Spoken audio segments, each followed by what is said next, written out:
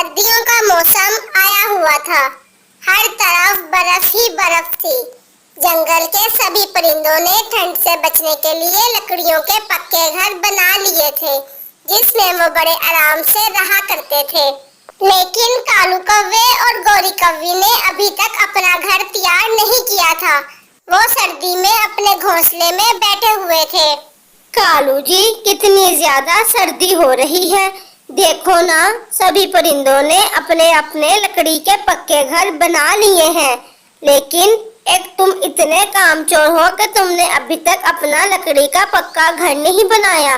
तुम कब बनाओगे? गौरी, सर्दी तो मुझे भी बहुत लग रही है।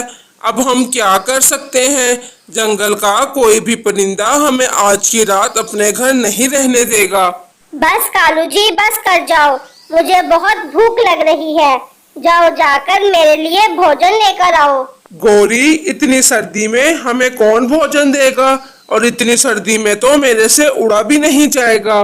सभी परिंदों ने अपना घर भोजन से भरा हुआ है। क्यों ना हम आज रात को सभी परिंदों के घरों से भोजन चोरी कर लें।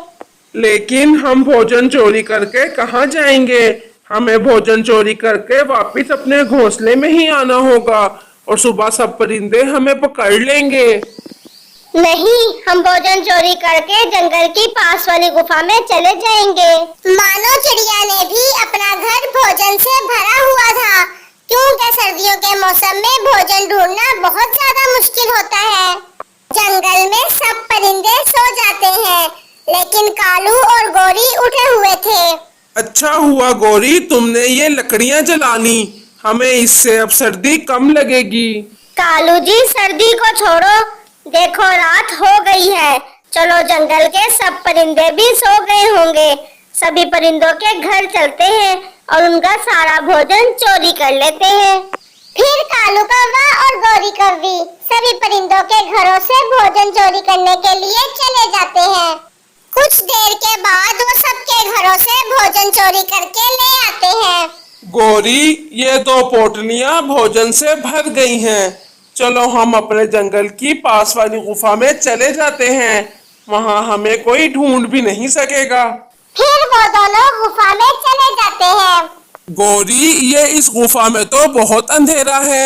मुझे तो कुछ नजर ही नहीं आ रहा। चलो, मैं लकड़ियां जलाता हूँ। और फिर कालू कौवा वहाँ लकड़ियाँ जलाता है और उससे थोड़ी बहुत रोशनी हो जाती है। गौरी, चलो अब हम सो जाते हैं और सुबह जल्दी उठकर अपना घोंसला बना लेंगे। अगली सुबह जब सब परिंदे उठते हैं तो वो ये देखकर हैरान रह गए थे कि उनके घर से सारा भोजन गायब हो चुका था। अरे, ये मेरा भोजन किधर चला गया? मैंने कितनी मुश्किलों से इकट्ठा किया था। अब मैं क्या खाऊंगा? ये क्या? ये मेरा भोजन किधर चला गया इतना सारा? लगता है कल रात मेरा सारा भोजन किसी परिंदे ने चोरी कर लिया है। वहीं जब सुबह कालू कौवा और गौरी कौवी उठते हैं तो वो ये देखकर हैरान रह गए थे कि उस गुफा में एक चील भी होती है और वो उनको घूर घूर कर देख रही थी। चील बहन, आप इस गुफा में क्यों आई हो? इस गुफा में तो मैं और मेरी पत्नी रहते हैं। आप यहाँ से चली जाएं।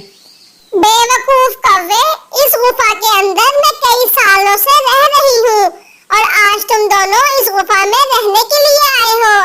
अब मैं तुम दोनों को नहीं छोड़ूंगी। वैसे भी सर्दियों का मौसम चल रहा है। मैंने किसी का मांस नहीं खाया। चलो, आज मैं तुम दोनों का मांस खा लेती हूँ। चील बहन, आप हमें छोड़ दें। अगर आप हमें छोड़ देंगी तो मैं इसके बदले आपको जंगल के बाकी सारे परिंदों का मांस खाने को दूंगी। लेकिन वो कैसे? मैं अभी जंगल में जाती हूँ और सबको कहती हूँ कि इस गुफा में बहुत सारा भोजन पड़ा हुआ है। भोजन की लालच में सब यहाँ आ जाएंगे। फिर आप सभी परिंदों को खा लेना और हम दोनों को छोड़ देना। ठीक है कौवे, तुम जाओ और भोजन की लालच में सबको यहाँ लेकर आओ। तब तक तुम्हारी पत्नी मेरी कैद में है। ठीक है, मैं जाता हूँ, लेकिन आप मेरी पत्नी को कोई नुकसान ना पहुँचाना। और फिर कालू कौवा परिंदों के पास चला जाता है। चिड़िया जल्दी चलो, हमारे जंगल की पास वाली गुफा में बहुत सारा भोजन पड़ा हुआ है। देखो ये सब परिंदे भी मेरे साथ गुफा में चल रहे हैं। चलो चलो तुम भी चलो। फिर कालू कौवा सभी को लेकर गुफा की तरफ चला जाता है। चील इतने सारे परिंदों को देखकर बहुत ज्यादा खुश हो जाती है। चील बहन, मैं सभी परिंदों को ले आया हूँ। अब आप मुझे और गोरी को छोड़ दें। इतने सारे परिंदों का मांस खाऊंगी और मजे करूंगी। तुम सबको तो मैं अब छोड़ूंगी नहीं। कालू कौवे, इसका मतलब तुमने हमसे झूठ बोला। चिड़िया, मेरी मजबूरी थी, वरना ये चील मुझे और गोरी दोनों को खा लेती। चील बहन, मेरे 3 बच्चे तो घर ही हैं, उन्हें तो मैं लेकर ही नहीं आया। अगर मैं उनको ले आता तो आप उनको भी खा लेती। मुझे तो तोते के 3 बच्चों को भी खाना है। जाओ तोते, अपने बच्चों को लेकर आओ। लेकिन चील बहन, अगर मैं चला गया और वापस ना आया तो आपका एक शिकार कम हो जाएगा। इसलिए चील बहन, आप मेरे साथ चलें। ठीक है तोते, मैं तुम्हारे साथ ही चलती हूँ। फिर वो चील उस गुफा को एक बड़े पत्थर से बंद कर देती है और वो तोते के साथ चली जाती है। जाओ तोते, अपने घर के अंदर से अपने बच्चों को लेकर आओ। चील बहन, अगर मैं घर के अंदर गया तो मैं घर का दरवाजा अंदर से बंद कर सकता हूँ। फिर आप मुझे नहीं खा सकोगी।